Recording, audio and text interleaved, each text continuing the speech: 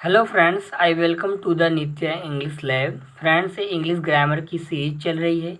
इसमें हम लोग सेंटेंस को डिस्कस कर रहे थे। तो सेंटेंस के साथ साथ हम लोग टेंस को पढ़ेंगे। तो टेंस को समझने के लिए हमें थोड़ा बहुत सेंटेंस की ज़रूरत पड़ी। ओके, इसके लिए हम लोग क्या किए, हम लोग सेंटेंस को पढ़े। अब यहाँ पर देखिए,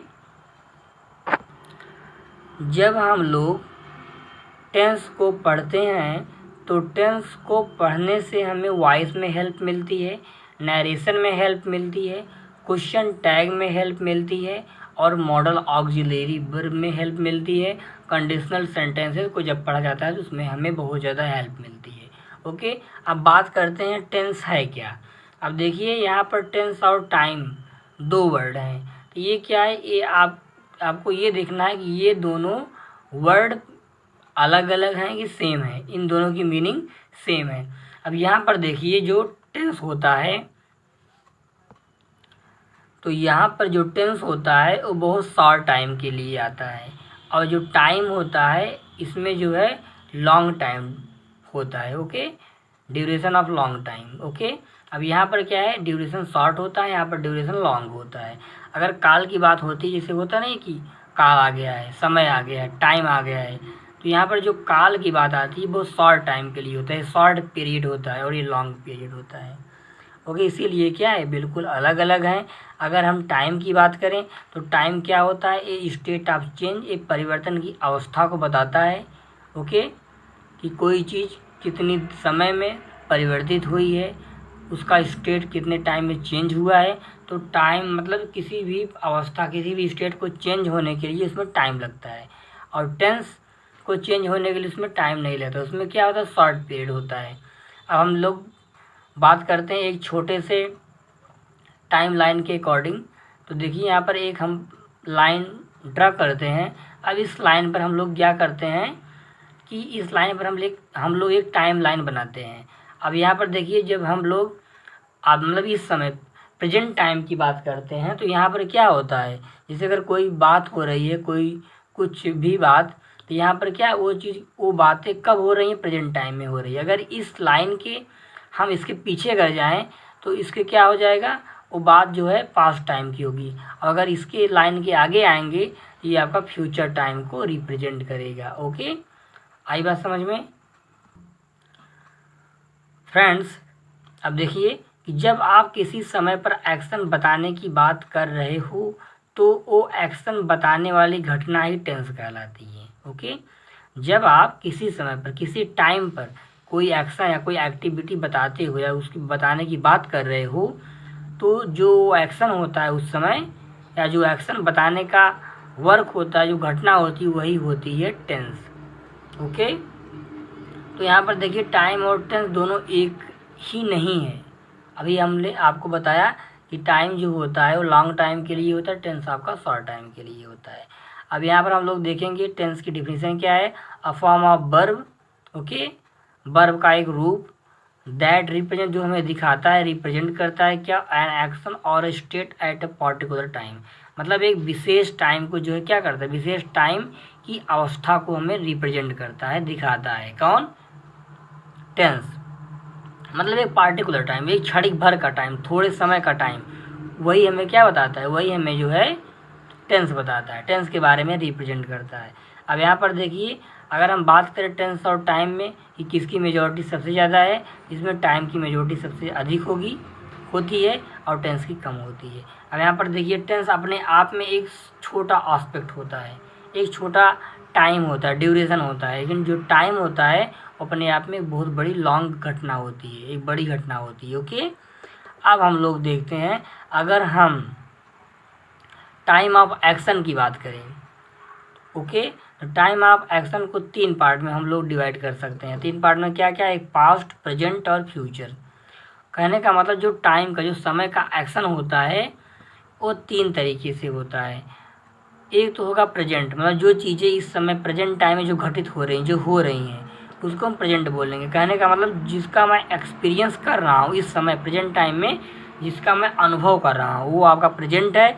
जिसका अनुभव मैं कर चुका हूँ उसको पास्ट है, और जिसका अनुभव हमें अभी करना है वो आपका फ्यूचर होता है। ओके, अगर हम टाइम ऑफ एक्शन की बात करें तो टाइम ऑफ एक्शन में वर्ब होता है, और वर्ब में जो है मतलब कहने का मतलब क्रिया होती है, एक्टिविटी होती है। एक्शन में क्या होता है, जब कोई एक्शन होता है तो उसमें क्या होता है, वर्ब होता है। मतलब कोई भी एक्शन, कोई भी डूइंग वर्ड।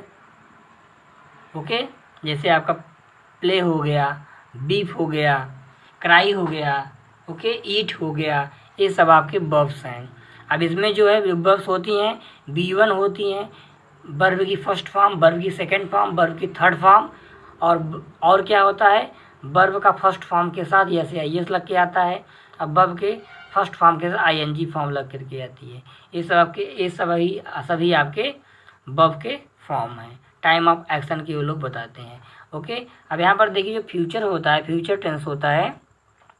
अगर हम एक तरीके से बात करें, समझें, तो फ्यूचर नाम की कोई एक्टिविटी होती ही नहीं है। कैसे, जैसे अगर मैं आपसे कहूँ कि आज शाम मेरा दोस्त मिलने मुझसे आएगा।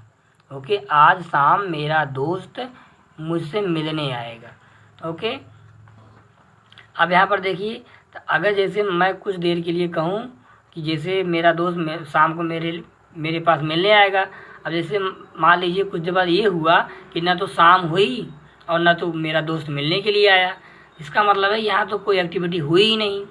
अगर थोड़ी देर के लिए हम ये सोचें कि अभी शाम को मेरा दोस्त मिलने मुझसे आएगा, अब यहाँ पर फ्यूचर की बात हो रही है, मतलब आएगा, अभी वो कंफर्म नहीं है।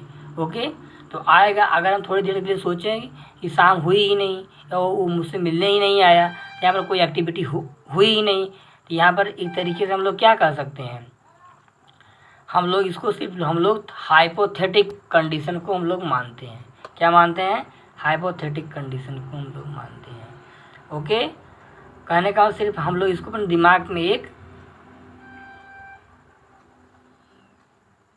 हाइपोथेटिक तरीके से मानते हैं चीज़ों को। तो कुछ लोग मानते ही नहीं हैं, ये टाइम होता ही नहीं है। लोग, कुछ लोग ये बोलते हैं कि ये टाइम होता ही नहीं, फ्यूचर को लोग टाइम बोलते ही नहीं हैं। तो इसको हम कैसे पहचानें, कैसे बताएं कि फ्यूचर, ओके, तो फ्यूचर को बताने के लिए दो तरीके हो सकते हैं। कौन कौन, एक प्रेजेंट होता है और एक मूड होता है।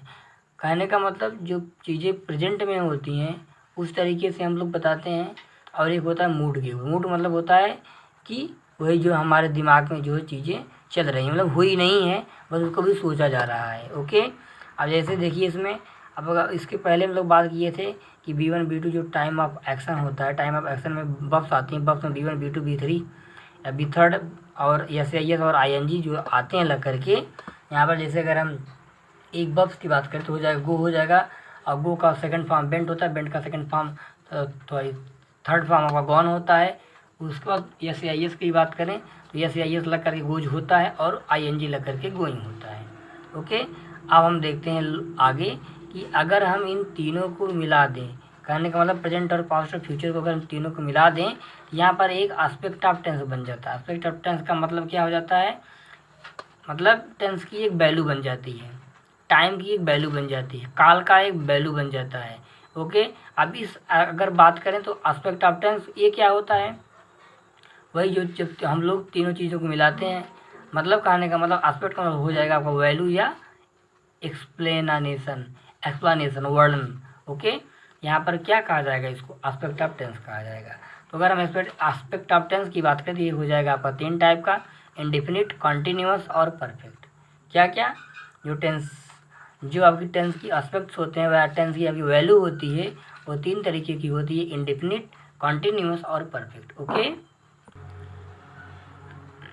अब हम लोग देखते हैं कि इंडेफिनिट में B1 आता है, B2 आता है, B1 के साथ SIS लग करके आता है इंडेफिनिट टेंस में। अब कॉन्टिन्यूअस टेंस की बात होती है तो कॉन्टिन्यूअस टेंस में B1 प्लस ING आता है, और परफेक्ट की बात होती है तो B3 आता है, और परफेक्ट कॉन्टिन्यूअस की बात होती है तो बीन आता है। कैसे, क्यों, क्योंकि जो बी होता है, बी के आपके तीन फॉर्म होते हैं, इज एम आर, B1 जो आपका होता है इज एम आर होता है, B2 आपका वाज और वर होता है, बी थर्ड आपका बीन होता है। ओके, अब बीन क्या होता है, बी का थर्ड फॉर्म होता है बीन। तो हमें इसके लिए थर्ड फॉर्म चाहिए प्रेजेंट परफेक्ट कॉन्टिन्यूअस के लिए, परफेक्ट कॉन्टिन्यूअस के लिए। ओके, तो अभी हम लोग जो है एक एक टेंस के पार्ट को डिस्कस करेंगे, एक एक टेंस के पार्ट को पढ़ेंगे। तो अभी हम लोग सिर्फ ये समझ रहे हैं कि जो एस्पेक्ट्स ऑफ टेंस होते हैं, टाइम होता है, उसको कितने पार्ट में डिवाइड किया गया है, उसको कितने पार्ट में बांटा गया है। तो एस्पेक्ट ऑफ टेंस को इंडेफिनिट, कॉन्टिन्यूअस, परफेक्ट और परफेक्ट कॉन्टिन्यूअस। अब इसमें क्या है इंडेफिनिट में, इसमें चीज़ें अनिश्चित रहती हैं, इनडिफिनिट रहती हैं। ओके, और कॉन्टिन्यूअस में चीज़ें चलती रहती हैं। अब यहाँ परफेक्ट में क्या होता है कि परफेक्ट चीज़ें चल चुकी होती हैं। अब परफेक्ट कॉन्टिन्यूअस में क्या होता है, इसमें टाइम भी दिया रहता है और चीज़ें चल चुकी भी रहती हैं और टाइम के साथ। ओके, तो ये आपके कुछ 4 पॉइंट्स से टेंस को समझने के लिए कि इनके साथ जो है कौन कौन सी वर्ब आती हैं, कौन कौन सी टाइम ऑफ एक्शन या मतलब वर्ब, इनके वर्ब्स का यूज होता है। ओके, तो ओके, अगर हम थोड़ी देर के लिए सोचें कि जो बीन लग करके आता है परफेक्ट कॉन्टिन्यूअस में, इसके साथ एक और चीज़ लग करके आती है B1 प्लस ING। बीन भी आता है और B1 प्लस ING आता है। ये क्या होता है बीन और B1 प्लस ING, ये अलग अलग दो एक्सप्रेशंस, कहने का मतलब एस्पेक्ट का मिलन है। मतलब दो एस्पेक्ट्स या दो टेंस की वैल्यू जब आपस में मिलती हैं तो यहाँ पर जो है परफेक्ट कॉन्टिन्यूअस बनाती हैं। ओके, तो फ्रेंड्स आपका एक कुछ पार्ट था टेंस का समझने के लिए। तो फ्रेंड्स अगर ये वीडियो आपको अच्छा लगा हो तो आप इसको ज़्यादा से ज़्यादा लाइक करिए, शेयर करिए और सब्सक्राइब करिए। अगले वाले क्लास में हम लोग फिर जो है टेंस को पढ़ेंगे, तो उसमें हम लोग एक एक टेंस को अच्छे से डिस्कस करेंगे कि उसके कितने पार्ट होते हैं। अभी हम लोग इसमें सिर्फ उसके टाइप्स के, उसके एस्पेक्ट्स को समझे हैं। Okay okay, thank you.